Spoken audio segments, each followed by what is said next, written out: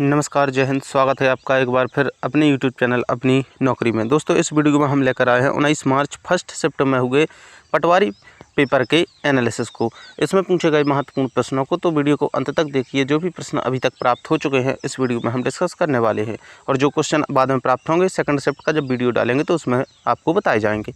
तो चलिए आज के पहले प्रश्न की ओर। आज का जो हमारा पहला प्रश्न था वो था, उज्जैन किस नदी के तट पर बसा है। उज्जैन किस नदी के तट पर बसा है। तो आप अच्छे से जानते हैं कि जो है उज्जैन है वो किस तट पर बसा है, क्षिप्रा नदी के तट पर बसा हुआ है। इसके बाद अगला प्रश्न पूछा गया था साइंस से, टाइटेनियम को किसके द्वारा दर्शाया जाता है। टाइटेनियम का जो है वो दर्शाने का सिंबल और उसकी परमाणु संख्या क्या है। तो टाइटेनियम को जो दर्शाया जाता है वो दर्शाया जाता है Ti से, और जो है इसकी परमाणु संख्या होती है 22। परमाणु संख्या कितनी होती है, इसकी परमाणु संख्या होती है 22। ठीक है, चलते हैं अगले प्रश्न की ओर। अगला प्रश्न था, कार्बन को किससे दर्शाते हैं। कार्बन को किससे दर्शाते हैं। तो कार्बन को दर्शाया जाता है C से, और जिसका परमाणु क्रमांक होता है 6। दोस्तों, इस वीडियो में आवर्त सारणी से जो है लगभग आज के जो पेपर में 4 से 5 प्रश्न पूछे गए हैं आवर्त सारणी से, ये आप याद रखिएगा। ठीक है, इसके बाद मुख्यमंत्री जिनका सबसे कम कार्यकाल रहा है। तो जो मुख्यमंत्री है वो जिनका सबसे कम कार्यकाल रहा हो वो है आपका नरेश चंद्र सिंह। नरेश चंद्र सिंह, इनका कार्यकाल लगभग 13 दिन का माना जाता है। ठीक है, अगला प्रश्न है, जबलपुर हाई कोर्ट की स्थापना कब हुई।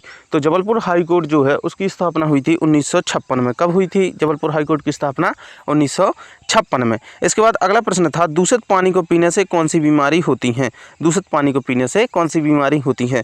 तो वो होती हैं आपकी टाइफाइड, हैजा, डायरिया आदि बीमारियाँ हो सकती हैं दूषित पानी को पीने से। ठीक है, इसके बाद अगला प्रश्न आया था मुहावरे से, चांद के मुँह पर थूकना मुहावरे का क्या अर्थ है।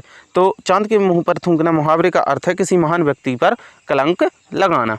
ठीक है, अगला जो है प्रश्न आया था, 2011 की जनगणना के अनुसार आदिवासियों की जनसंख्या कितने प्रतिशत थी। 2011 में जो जनगणना हुई थी उसमें आदिवासियों की जो है प्रतिशत कितने प्रतिशत जनसंख्या थी। तो उसका जो सही आंसर था वो था 20%। अगला प्रश्न आया था, आचार्य भरत मुनि ने रसों की कितनी संख्या बताई है। तो देखिए दोस्तों, यहाँ पर समझने वाली बात है, यहाँ पर जो है रसों से प्रश्न पूछना प्रारंभ हो चुका है, और जो है प्रारंभिक जो चैप्टर होता है रस का, अपन जब इंट्रोडक्शन पढ़ते हैं वहाँ पर होता है आचार्य भरत मुनि ने रसों की संख्या बताई है। तो अब रसों के ये डीपली जाएंगे, तो आप अगले जो है पेपर की, अगर आपके अभी आसपास पेपर है तो रस को अच्छे से प्रिपेयर करके जाइएगा। तो आचार्य भरत मुनि ने रसों की संख्या कितनी बताई है, उसका सही आंसर है 8।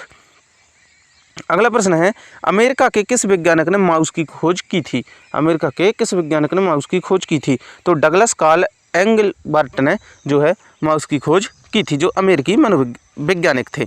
ठीक है, इसके बाद अगला प्रश्न है, किस अनुच्छेद के तहत संविधान संशोधन की प्रक्रिया का वर्णन किया गया है। तो जो आपका अनुच्छेद है वो है अनुच्छेद 368 भाग 20 के अंतर्गत जो है संविधान संशोधन के तहत प्रक्रिया का वर्णन किया गया है। इसके बाद अगला प्रश्न आया था, अंतिम रस कौन सा है। देखिए, रस से आज दूसरा प्रश्न पूछा गया है एक ही पाली में। अंतिम रस कौन सा है। तो अंतिम जो रस है वो है आपका शांत रस। अगला प्रश्न है, कैश मेमोरी कितने प्रकार की होती हैं। तो कैश मेमोरी जो है आपकी 3 प्रकार की होती हैं। कौन कौन सी, L1, L2 और L3। ये मेमोरियाँ जो है कैश मेमोरी इतने प्रकार की होती हैं। तो ये थे कुछ महत्वपूर्ण प्रश्न जो कि 19 मार्च शिफ्ट 1 में पूछे गए थे, और प्रश्न प्राप्त होते हैं अगर तो 19 मार्च सेकंड शिफ्ट के वीडियो में डिस्कस करेंगे। तो 19 मार्च सेकंड शिफ्ट का वीडियो जल्द ही आपके सामने आएगा। जैसे ही परीक्षा होगी उसके 1-2 घंटे बाद वीडियो अपलोड हो जाएगा। इसी तरह की वीडियो प्राप्त करने के लिए चैनल को सब्सक्राइब और वीडियो को लाइक जरूर करें। मिलते हैं अगले वीडियो में। जय हिंद।